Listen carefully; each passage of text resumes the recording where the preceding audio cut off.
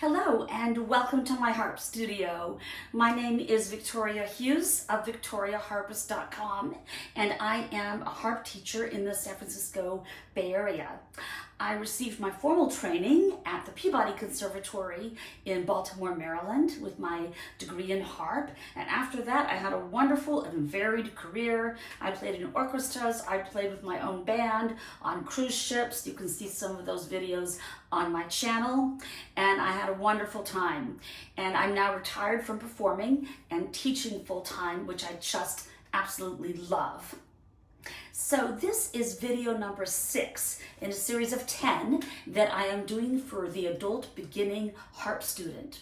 And it's unusual because we are using a technique called the SALZEDO technique. It's named after Carlos Salzedo, who came to the United States in the early 1900s and revolutionized the way that harps were being played in America.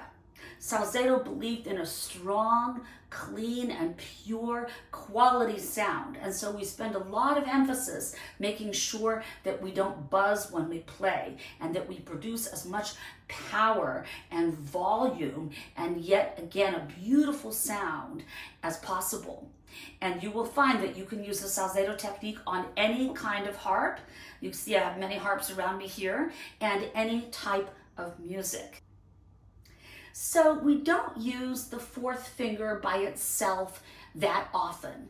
But when we do, it's usually in the left hand and it's usually in the bass. And it's normally used for distance. Say you needed to play a G string by itself. Okay, so normally you would use a second finger.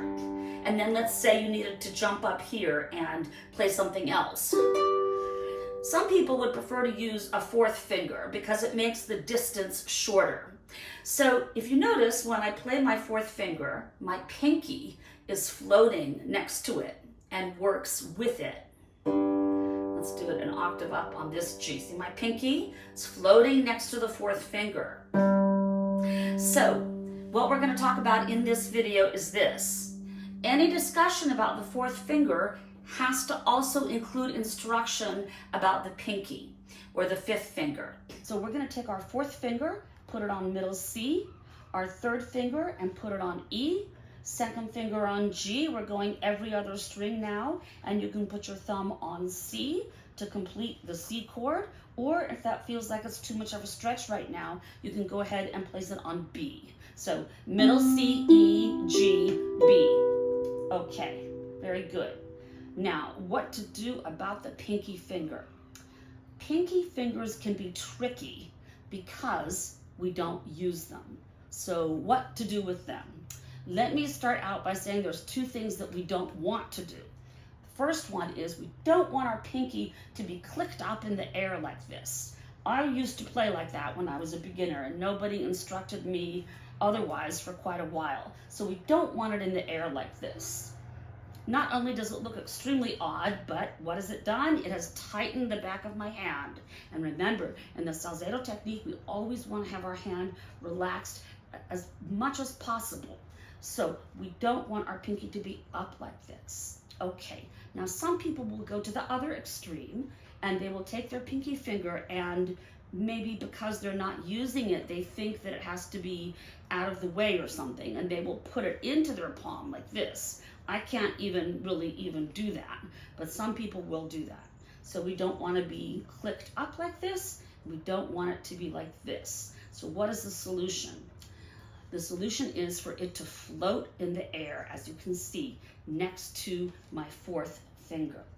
Okay, so again, we're going for that Salzedo open hand, just like you would play the piano, relaxed position for our hands. So if you are having trouble with your pinky floating next to your fifth finger, and it should be floating next to it, they work together as a team, but they shouldn't be glommed together like this. They should have a little bit of space apart, just like we have our other fingers on the strings. So, but if your pinky will not behave, then there's sort of a stepping stone exercise that we can do. So what I want you to do is to take your fifth finger, your pinky finger, and lift it up a little bit in the air. Now you will feel your fourth finger on the string maybe roll just a little bit as you lift your pinky finger. And what this is going to do is that we are going to use our fifth finger, our pinky, to assist our fourth finger. And then we are going to whack them both deeply into our palm. So it's like we're using it to lift the fourth finger a little bit. So we lift the fifth finger, and then together as a team, whack. They both go into our palm.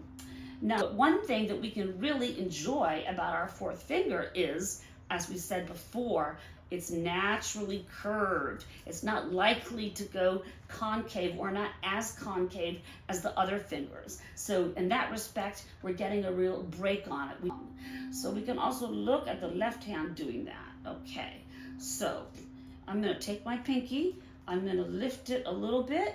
My fourth finger rolled just a little bit on the string, but enough to tell my fourth finger that, hey, the fourth and fifth finger, you guys are working together as a team. So the fifth finger is going to lift up and then whack. They're both going to go into my palm. Okay, and reach in there deeply. Now, if it's really, really hard, I want you to do it quietly.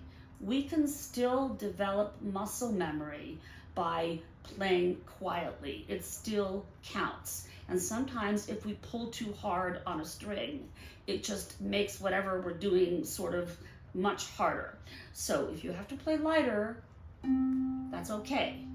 We're still getting the fourth and fifth finger to move together. So we just want it to be, again, natural, in the air, not up, not in, just floating along.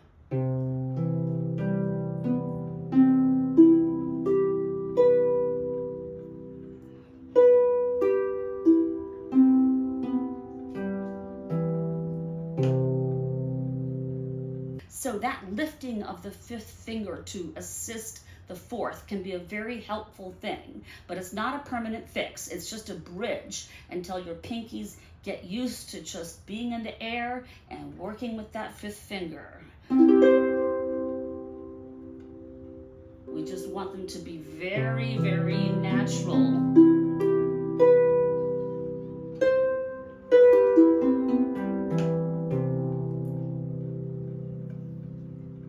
And I hope you'll have fun with the fourth finger. It's great that we don't have to watch it to be curved. It's curved by itself normally. And I think once you get your pinky working with it, you will find that your hand will be relaxed and you won't have any more problems with pinkies doing weird things. So I want to thank you all again for joining me, and we will have our next video coming up soon. And if you have any questions or anything, please feel free to use the comments below. I would also love to hear from some of you guys about what kinds of harps you have. I think that would be very interesting for people. Okay, thank you very much. Bye-bye.